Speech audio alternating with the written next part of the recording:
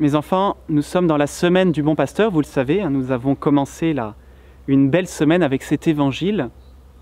Et donc, je voulais vous raconter une petite histoire, une petite anecdote qui m'arrive assez souvent en ce moment. Tous les matins, je sors derrière l'école, sur la route, vous savez, cette route qui est entre les champs, et Talisker m'accompagne. Moi, je suis avec mon bréviaire pour dire l'office du matin, l'office des matines et de l'aude, et puis Talisker se promène, elle est bien contente de sortir. Et là, nous rencontrons deux sortes de populations. La population des lapins, ils sont dans les champs, ils gambadent, mais ils sont assez loin, et puis Talisker ne les voit pas bien. Mais il y a aussi les canards.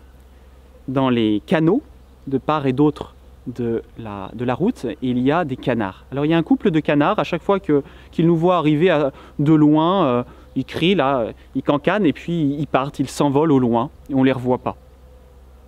Mais un peu plus loin, il y a une famille de canards. Il y a maman cane et ses 9 petits canetons. Lorsque l'on passe à côté, on pourrait très bien ne pas les voir, parce que lorsqu'ils sont sur la berge, eh bien, maman cane se serre, voilà, ne bouge pas, et puis ces canetons se serrent autour d'elle, et s'ils ne pipent mot, s'ils ne disent rien, s'ils ne cancanent pas, eh bien, on passe à côté sans les voir. Mais lorsqu'ils sont en train de nager sur l'eau, alors là, forcément, on les voit. Et Talisker les voit. Donc elle y va, elle est intriguée, je pense qu'elle aimerait bien quand même jouer un peu plus fortement avec eux. Et lorsque la cane, la maman donc, voit arriver Talisker, que fait-elle? Eh bien, elle ne s'enfuit pas comme les 2 premiers canards du début de l'histoire. Elle va s'enfuir, mais d'une manière très spéciale. Dès que Talisker arrive, donc elle prend son envol, mais au lieu de partir au loin dans le ciel, elle va rester près de l'eau. Et elle va faire beaucoup de bruit. Et elle ne va pas aller très vite. Pourquoi?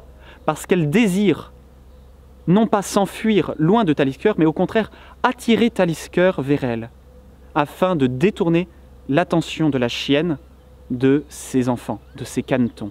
Et donc elle vole au ras de l'eau, parce qu'elle n'a pas envie de partir au loin. Elle fait beaucoup de bruit. Et puis parce qu'elle va vite en volant, lorsqu'elle a distancé Talisker, elle se retourne, elle voit que Talisker ne la suit pas et commence de nouveau à s'intéresser au petit caneton, eh bien elle revient.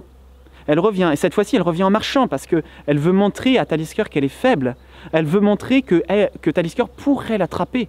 Elle fait beaucoup de bruit, elle cancane. Eh bien, ça, mes enfants, c'est magnifique. C'est l'attitude d'une maman qui veut protéger ses enfants. Vos mamans sont celles qui seraient prêtes à offrir leur vie pour vous sauver. Vos papas sont prêts à offrir leur vie pour votre maman, pour vous-même.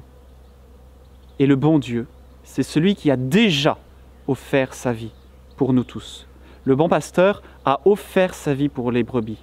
Le bon pasteur, notre Seigneur Jésus-Christ, est mort sur la croix pour nous racheter, pour nous sauver, pour détourner la vengeance du ciel, la colère du ciel, pour détourner aussi la haine du diable. Et le diable s'est concentré et a déversé son flot de haine sur notre Seigneur. Et c'est pour ça que notre Seigneur a tant souffert dans la nuit du jeudi au vendredi saint, et lorsqu'ensuite il est allé avec sa croix, sa lourde croix sur ses épaules jusqu'au Golgotha. Donc souvenons-nous bien de ça. Notre Seigneur Jésus-Christ est le bon pasteur, et il a pris sur ses épaules tout le poids des péchés du monde dans l'unique but de nous racheter et de nous prouver son amour.